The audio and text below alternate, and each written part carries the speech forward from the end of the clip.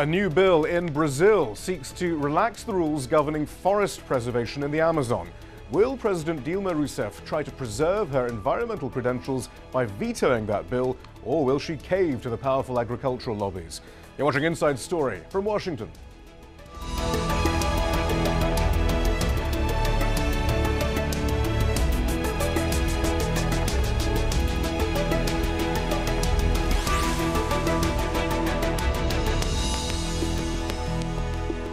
Hello, I'm Shihab Rutansi. That new forestry bill is a victory for Brazil's agricultural lobbies. An economic boom fueled by high commodity prices has boosted their political influence. They argue existing laws are too strict, classifying the majority of farms as illegal and their owners criminals. Large parts of the Amazon forest destroyed in past decades have become productive farmland. Soy farms, for example, have helped make Brazil the world's second biggest producer. Many in President Rousseff's Workers' Party back environmental causes, but many others want to further exploit Brazil's vast natural resources to speed up growth.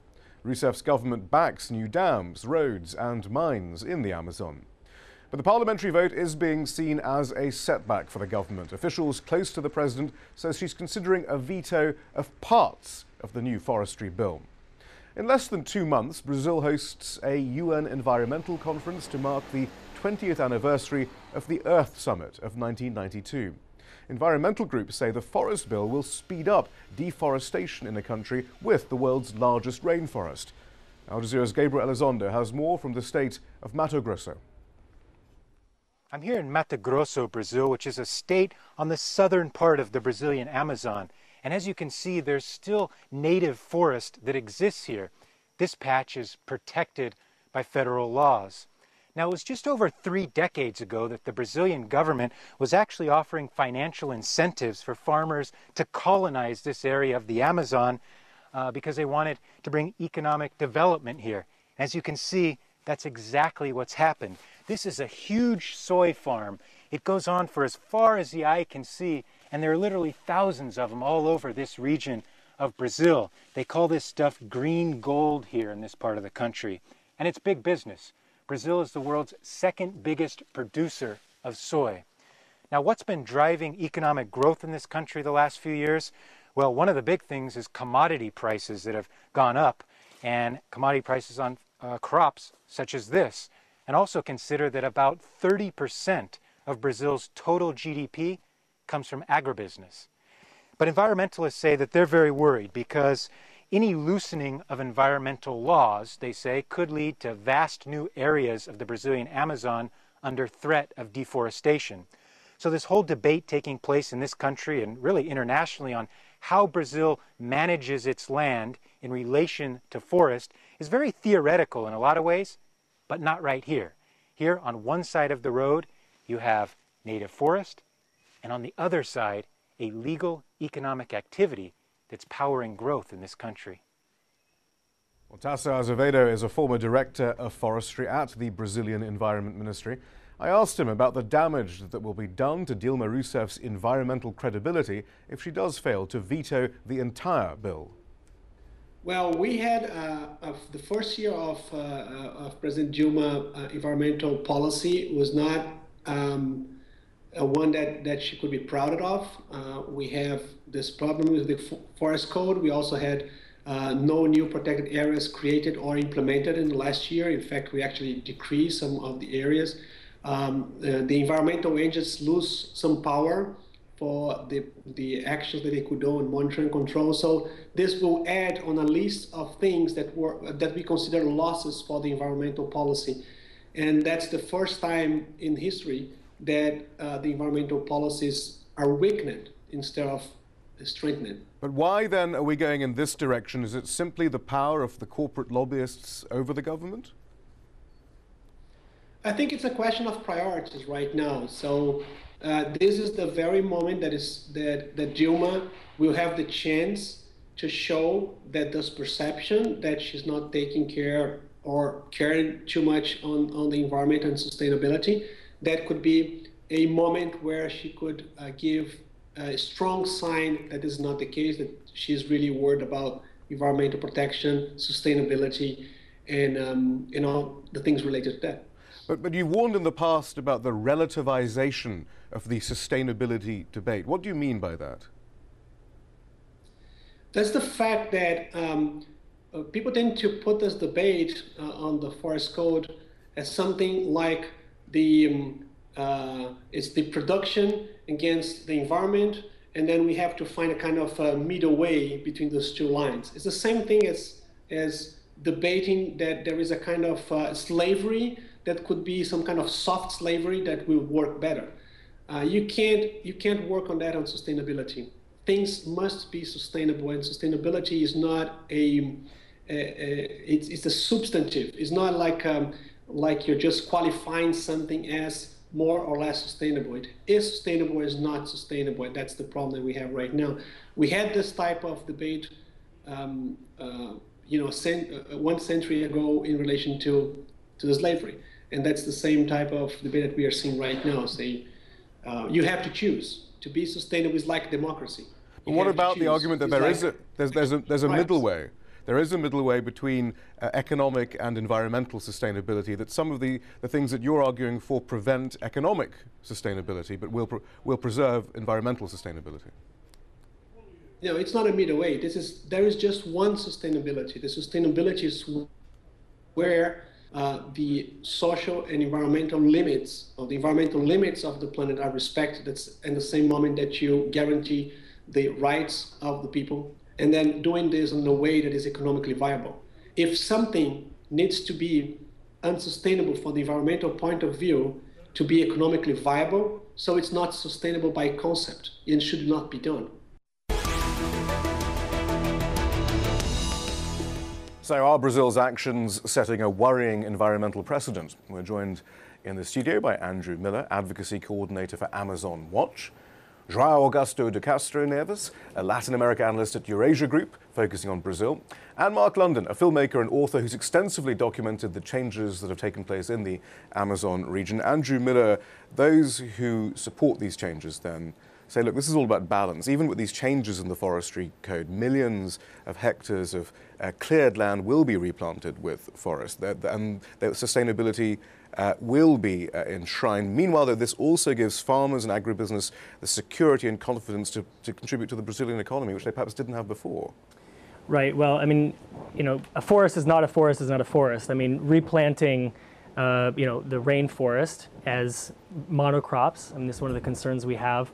There was actually a part of the bill that was geared towards guaranteeing that native species would be what was replanted, and now we're looking at the likelihood of eucalyptus and other monocrops that will be replanted. A tree is a tree is a tree, I suppose. Yeah, and that's certainly not the case. And socially and environmentally, and thinking in climate terms, for any of those reasons, it's quite extraordinary that actually in recent years the Brazilian economy has grown tremendously and has been a model, and at the same time the rate of deforestation has dropped. So why is that the case, and why can't that necessarily continue into the future? Why can't lands that are already cleared be used that are essentially not being used, or why can't lands be used much more efficiently? The cattle sector in Brazil is quite inefficient. It's an average of 1 head of cattle per hectare. So if you simply increase the efficiency there by a little bit, it allows for a lot more productivity. Well, Jonathan, what are we to make of all this? I mean, is this simply about money? There's been no attempt to reconcile economic growth and environmental protection in this debate about the forestry code. Well, it's a very difficult balance for you to reach in Brazil due to the fact that the ruralist lobby in Brazil, the agricultural lobby, is the strongest lobby in Brazil. And it has been not only for this issue, but for other issues. And now with Brazilian's economy booming mostly because of this sector, this lobby is as strong as ever. And the environmental lobby in Brazil is not a strong lobby. And one needs to remember also that during the Lula administration, during the President Lula's 8 years in office, President Dilma Rousseff, she was a minister during Lula's year. She was a minister of Mines and Energy, and she was in the other side of this debate most of the time. She used to fight battles with former Minister of Environment and former presidential candidate Marina Silva against some of the environmental lobbyists. So now she's sitting at the helm of the government. So I think it's a very different balance. It's not a government's priority.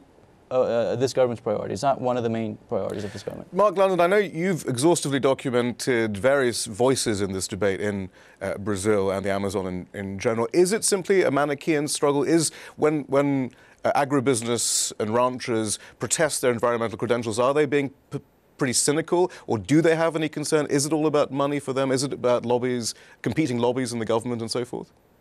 It is about competing lobbies in the government. What João was saying is that Marina Silva finally, I think, threw up her hands because she couldn't compete with these lobbyists. And they are very strong. I mean, as Brazil has planted and grown crops, China has bought them. As Brazil has mined resources, China has bought them.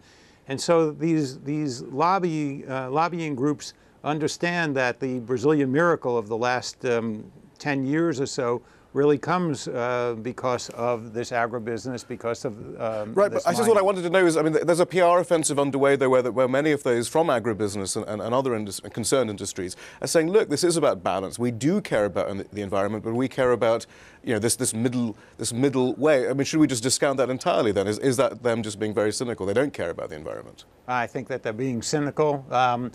You know, I have watched the evolution of Blairo Maggi, who is the former governor of the state of Mato Grosso and now the senator, and he has become green over the years. And one of the primary reasons he has become green is because he understands that preserving the environment is good for business. And I think that it's going to take some time for the agribusiness industry to realize that preserving the environment is good for business. If you mess with the climate and you mess with rainfall patterns and you mess with erosion issues, then you're going to mess with their businesses. But unfortunately, people need to make mistakes before they learn that they've made these mistakes. But João Castro, I mean, is that simply it then? I mean, how far does the agribusiness and farming lobby want to go, and is there any mechanism then to stop further, you know, rather cynical encroachments, you know, while pleading the middle way? I mean, what's going on? Well, of course, Brazilian Congress, there's always room for negotiation. I mean, that's a fact. And also, you need to remember that there are other stakeholders in this issue, the governors. Brazil has 27 different states, and part of the bill decentralizes much of the decision. And the fear of the environmentalist sector is that these governors, they will face more pressure from these groups. They're much more powerful at the state level than they are at the federal level, and they're really powerful at the federal level. So imagine at the state level. Actually, let's take a closer look at what is being discussed here, some of the key provisions in this new forestry code. Smaller farmers will be able to cultivate land closer to hilltops and streams which are more vulnerable to erosion. It waives fines for illegal tree clearing before 2008, but larger landholders will still have to replant cleared areas or preserve a similar amount of land in another place, although, as Andrew suggested, there might be some problems there with definitions and so forth. The new measures also give state and local governments the authority to determine how much area should be preserved as standing forests, and that's that decentralization, I suppose you were. I mean, if 99% of a state's or 90% of a state's economy is based on agriculture and agribusiness, I suppose it's difficult for a governor to say no. Is that the argument, Andrew? Yeah, but as was indicated before, I mean, the industry needs to understand that the preservation of the forest is absolutely crucial for the ongoing agricultural activities.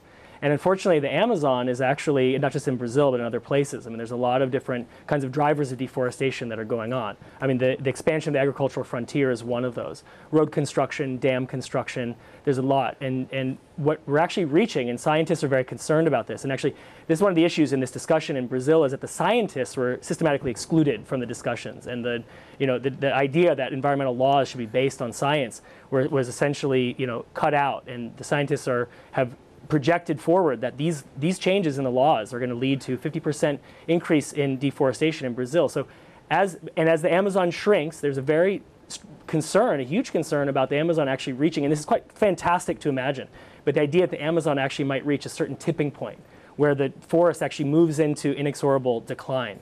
And that's the kind of thing that moving forward into the long term, the role that the Amazon plays in terms of driving the weather systems, in terms of biodiversity, in terms of erosion, as was mentioned earlier, that's going to have a huge effect, theoretically, on the agricultural industry. Let's remind ourselves of the state of deforestation right now in the Amazon. The Amazon rainforest stretches across 9 South American countries. It's the largest continuous tropical forest in the world, home to 1/5 of the world's plant and animal species. The Amazon made up roughly 60% of Brazil's landmass in 1970, but the country has lost about 20% of its rainforest since then. The rate of deforestation has fallen in recent years. Nonetheless, environmental experts estimate that at the current rate, by 2030, rainforest area will be 40% less than what it was in 1970. Mark, London, I mean, what's particularly worrying, I suppose, about that is, I mean, the headline is Brazil is quite enlightened on these issues. You know, Lula and Dilma have marvelous reputations in progressive circles, certainly.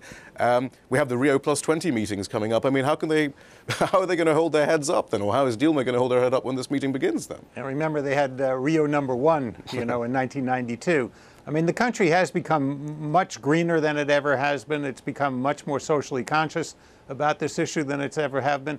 But the bottom line is there are 21 million people who live in the Amazon, and they need sustainable lives, just as we need a sustainable physical environment. They need education opportunities. They need hospitals. They need social services. And, you know, I'm one of these people who says, look, you know, the United States from time to time has made general offers of what it would do, for example, if the North Koreans would give up their nuclear weapons, because to have nuclear weapons would be an Armageddon. Well, if you take down the Amazon, you're going to have an Armageddon. So the global community needs to participate with resources, not with decision making, because this is sovereign Brazilian territory. But, you know, you can't expect 21 million people to leave it all alone. You can't give them an eviction notice and tell them to get out or put a fence around them and say, don't go here. So if you want the Amazon to be preserved so you don't get to this tipping point, which I think we're already there, then you need global participation to say, fine, we'll give resources to this country to help them preserve this international resource. All right, Andrew Miller, then connect those dots for us. How are we connected to this debate in the Amazon, our consumption? Which transnational companies are involved, perhaps, that we are quite familiar with, or we're perhaps more familiar than some nameless rancher or landowner in the Amazon? Right. Well, but before I talk about that, I did want to mention it's not necessarily, I mean, the conservation of the forest isn't about just kicking people out, you know, people being there or not being there. And in fact, actually, it ends up that the most well-preserved tracts of forest are ones where people are living and living sustainably. And this is one of the measures that Brazil has put into place to great effect is our indigenous reserves and natural protected areas, which are really a bulwark against the deforestation that's happening. And one of the very concerning trends that's happening, in addition to the forest code modifications, are other laws that are being brought forward by the same bloc that are geared towards weakening the ability to create natural protected areas, to create indigenous reserves, et cetera. So I just wanted to put that in there. But this is how this connects. I mean, this is actually about competing economic models, and a globalized economic model, which is about exploiting your resources for all you can, your global economic strength at the international market, and local sustainability, and so forth with indigenous communities. I mean, I guess that's part of it. So I mean, our part then is you know, how is our consumption then affecting what's going on down there? Well, it's already been indicated that there's a lot of different actors, and Brazil obviously is a tremendously growing economy. I think they just passed California as maybe the 6th largest economy in the world. They're exporting, you know, they obviously have relationships with China. They're exporting to Europe and then also to the U.S. You know, and maybe João can talk more specifically about this. I mean,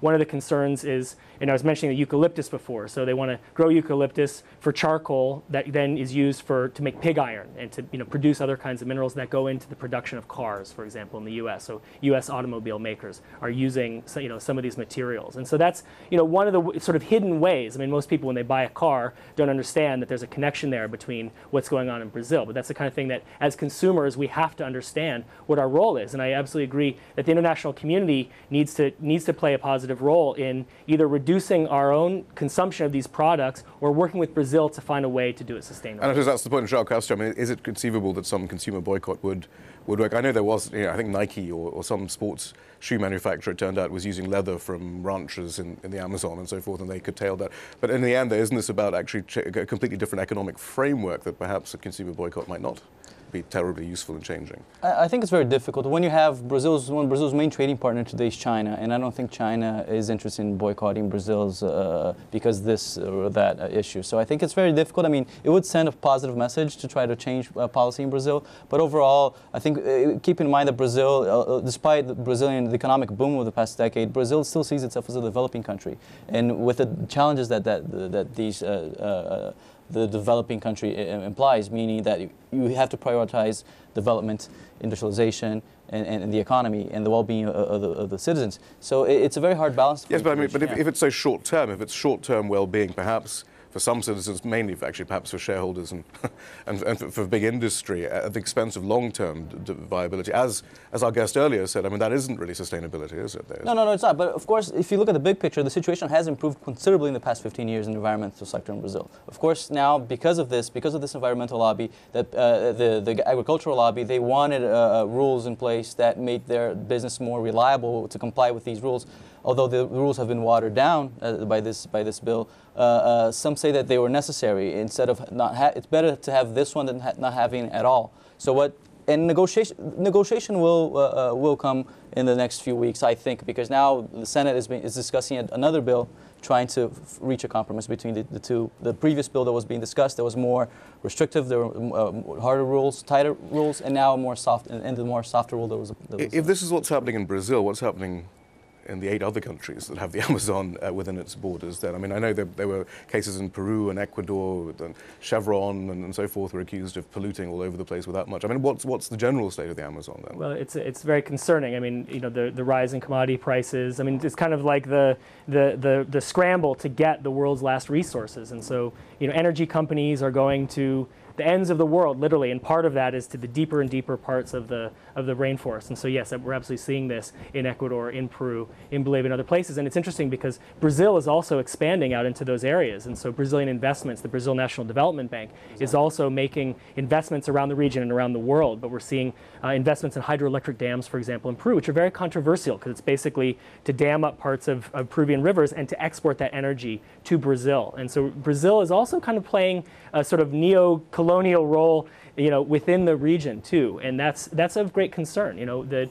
it's sort of the synergistic effects on the Amazon that we're very concerned about. Not just, you know, this law or that road or this dam, but all of those put together. It's a very sort of grim picture for the future of the Amazon. Just a reminder, one of the main controversial projects in Bolivia now, it's the highway that cuts through the Amazon. That country is being financed by the Brazilian National Bank. So it is a regional issue. I think that there are many projects that bring into mind that trying to balance environmental concerns with industrial and energy concerns. So it's very difficult. It's very difficult to reach that balance in that region, South America. Mark London, do you think it's easy, could one find a balance? I mean, I don't think there's going to be some commitment by the US or other countries to say, all right, don't touch the Amazon, but we'll compensate you. But I mean, if the actual discussion is often so cynical, if even when we're talking about balance, people don't really mean balance, they just mean getting away with it. I mean, what hope is there? Well, there are pockets of hope. First of all, I want to go back to this boycott issue. Boycott would be a terrible idea. That is absolutely wrong. Do not do that. A positive step is when the Norwegian government gave $1 billion to Brazil to come up with initiatives for the Amazon. That's a positive step. But I think that, you know, for example, I have helped work with Marriott here in the United States, and they entered into a joint venture with the state of Amazonas to come up with a 600,000 hectare reserve, where, as Andrew was saying, there are 3,000 people who live on this reserve, and they now have the opportunity to lead sustainable lives so that they will stay in place and they will preserve their own area. There are, in the state of Amazonas, there are 34 million hectares that are available like this. It needs sponsorship from people around the world with positive ideas, which exist down there. And it just needs this energy from the rest of the world. Instead of crying about the destruction of the Amazon, there are things that can be done. Andrew Miller, you don't simply think, though, that a neoliberal global economy is just incompatible with sustainable environmental policy, though? Well, I mean, I guess that remains to be seen over the course of our lifetimes. I mean, the focus on eternal economic growth and the idea that the economy needs, you know, input after input after input. I mean, we live on a finite planet. So somehow, you know, we are going to have to find a way. I mean, what happens when these resources that right now, the prices for these commodities are very high, right? Like the price of gold has tripled in the last 5 years. What happens when all of those things are ultimately mined? You know, what's going to happen at that point? What happens to the economy? So these are things that we can predict. But the current crop of shareholders will be dead. So okay, but you know, those things could be happening a lot sooner than we might predict. And certainly the environmental consequences are things that we're seeing now. And so, you know, one hope is that, we're, you know, at the Rio Plus 20, we'll be talking a lot more about, okay, so what are the sustainable energy options? Because as economies grow, they need energy inputs. So what are sustainable? Unfortunately, Brazil gets a lot of its power from big hydro essentially, and they put that forward as a green source of energy. Right. But actually, it's problematic in a number of ways. So what are the alternatives to that? Those are the conversations that'll that need be to a conversation happening. we'll have on another episode of Inside Story, I'm sure. But All thank you right. very much for joining us. Andrew Miller, Joao Castro, thank you. Mark London, thank you. And that's it from the team in Washington, D.C. for now. Don't forget to follow us on Twitter and Facebook, where you can find more information about the program. And we want to hear from you. Tell us what stories you think we should be covering. Send your ideas directly to us at insidestory@aljazeera.net.